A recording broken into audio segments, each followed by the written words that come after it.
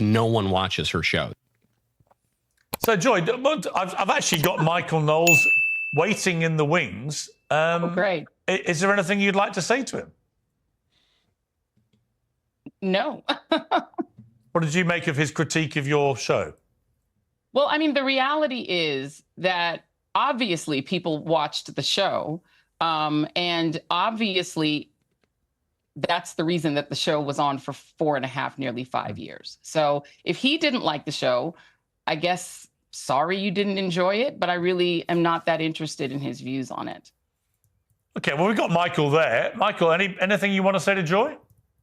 Yes, wonderful to be here, Joy. Very nice to meet you. And I guess I would agree with Joy's take. People watched the show in the past tense, and now there's no longer a market for that absolutely vile content. And I think that's good for the culture broadly. And now we can all chat on Pierce's show. Joy?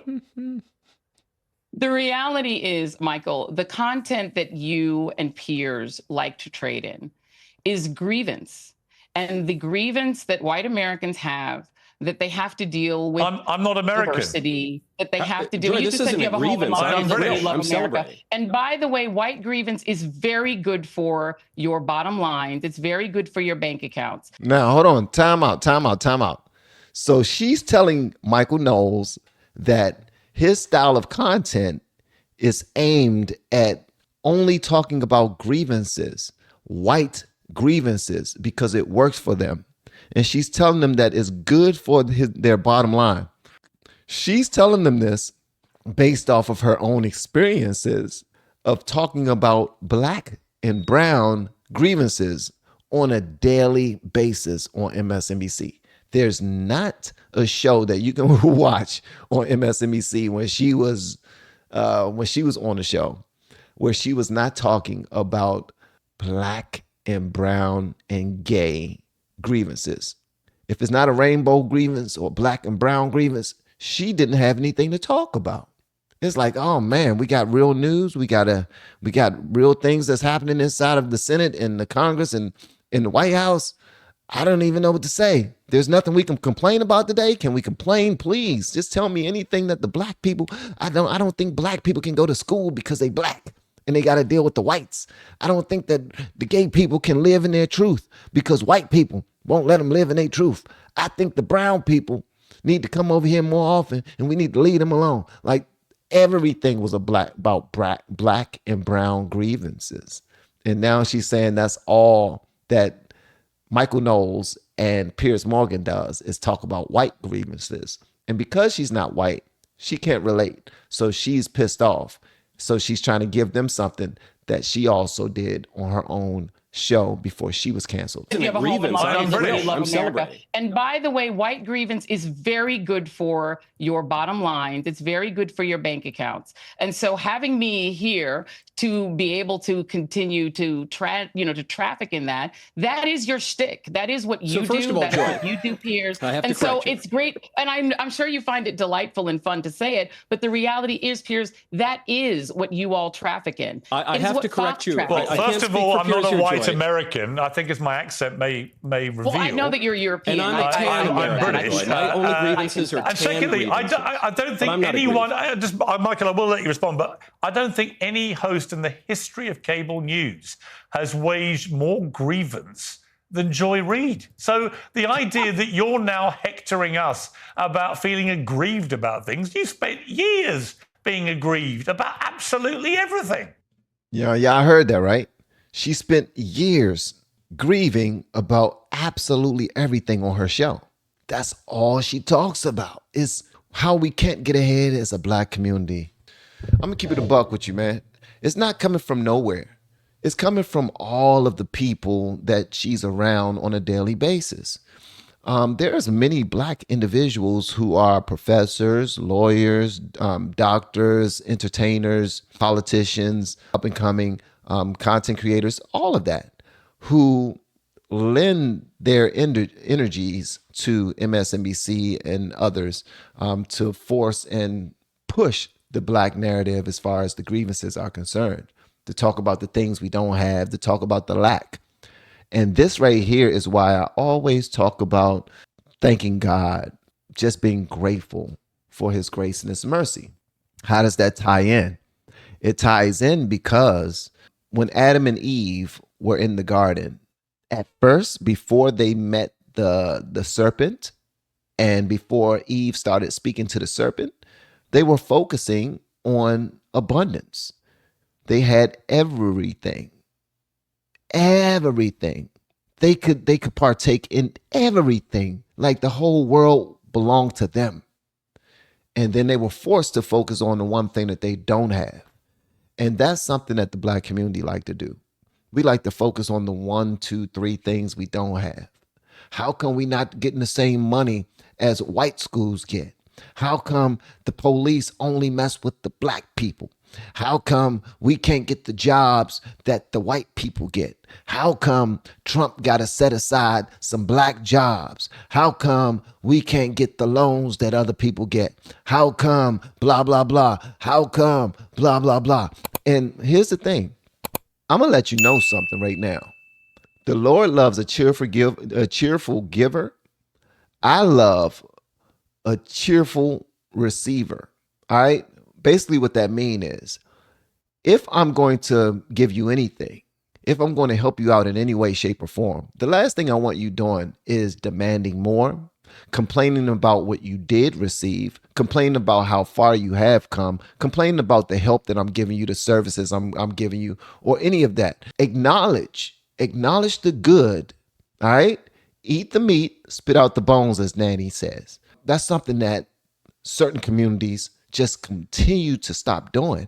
Now, it's not only the Black community that does it at all. But Joy Reid made it a point every single morning to talk about lack. What are we lacking as a Black community? How are we not getting ahead? And the time is, and you know what's funny? The whole time she's talking to nothing but Black intellects, other Black people that went through college, have college degrees, have great careers, have families. They're happy. They take vacations and trips. They own properties. They have assets. So the people that she rub elbows with, the people that she shares stories with, they are all Black. A lot of them are married. She's married. Like, so the fact that she can sit there and support things that ways that she don't even live herself makes no sense at all, but she has a job to do. So she gets on Piers Morgan's show and she says, this is your agenda, to push white narratives and grievances all the time. That's all you want to talk about. Piers was really smart by throwing it back at her. He said, wait a minute. Isn't that all you did on your show? That's all you did was talk about sugar honey iced tea that Black people didn't have, or how Black people were being held under the thumb of America. Most Black people, because of Joy Reid and people like her, most Black people, well, not most, enough Black people now, because of Joy Reid and people like her, don't even consider themselves American. They consider themselves African American. Their number one job now is to try to get back to the motherland, to be around a whole bunch of people who really don't like you. They don't care for you too much. They know that Black culture is filled with a whole bunch of different things that they don't necessarily want in theirs. They don't want Black culture commingled or intertwined into their culture whatsoever. Not in Ghana, not in Nigeria, not in Zimbabwe, you name it. Not in Kenya. They don't want Black culture intertwined into their culture, period. Even when they come over here from Africa, they don't have the same mindset as Black Americans, period. Like when they come here, they are serious about education. They are serious about their careers. They are serious. When you go to school, like my son Jojo, who just now got his second degree in engineering, goes to school to get his engineering degree. All of his African-American peers, his Black friends or Black students like him, they're there to get degrees as well, but not engineering degrees.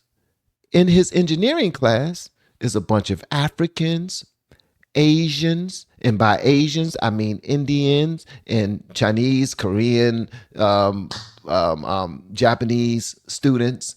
And those people are serious. Those individuals, those students are serious about school. Those students don't mind working hard and busting their asses and studying until the next night to get their degree, to get their higher degree in something like engineering, so that when they come out of college, they have a career. They're not complaining about receiving all of these different awards and scholarships simply because their skin is black. You understand what I'm saying? So a lot of those cultures don't even mix with the Black American culture. So we continue to try to tie ourselves to other places that don't give a damn about us. And yet we have so many freedoms that we fought for, that many people have died for. And then they would try to say, how come there's no white people out there who are on the front lines talking about black inequality? How come there's no white people out there standing up for black racism and black injustice? Because they've done their jobs already. Now it's time for you to do yours. What do you mean they've done their jobs? You are a sellout, Van, for saying they've done their jobs. All right, so let's keep it a buck. It wasn't only black people that died for the freedoms of black Americans and all Americans. It wasn't only black people that died for slavery to be ended. Hundreds of thousands of white people died because of that. So you mean you're just going to act like that never even existed? You're going to act like that never happened? You can be like, well, that was back then. You damn right that was back then, but that was also somebody's uncles, fathers, brothers, you name it. You name it. Husbands that was on the front lines dying so that slavery could be ended. And guess what happened? It actually ended. Did it end abruptly? Like, did it end when they wanted it to end? No, it didn't end exactly then. It was still a fight to be had. But it wasn't only black people that was fighting for it, is what I'm saying. And as soon as we stop focusing on the, okay, all right, well, I'll take that point. Nobody has to prove sugar honey iced tea to you. Nobody has to say, well, my father was out there, my uncle was out there, my brother was out there, my sister was out there. Nobody has to prove nothing to you. It happened. So at some point, we need to acknowledge that and move the hell on. But unfortunately, it's money in keeping us divided. It's money in keeping us upset with one another. It's money in making sure this side wins or that side wins. It's a sport to some people. It's a sport. We have been helping people grow online. It has been absolutely amazing. We have helped many content creators get from zero to monetization in under 30 days. We even have a couple of these superstars who did it in 1 or 2 weeks. If you want to learn how to do YouTube, I don't care your age, I don't care what skills or talents you have. Trust me, I can help you do it effortlessly. Just reach out to me with the word coach and we can get it done. One more thing. We have a YouTube course that I just now created. I'm extremely proud of, and a lot of people are getting so much from. Purchase that course and work with us. You can join our private Facebook group and our daily group calls, which is 3 to 5 days per week, and you can learn so much more than you've ever learned before. I can't wait to hear from you. Love you. Peace.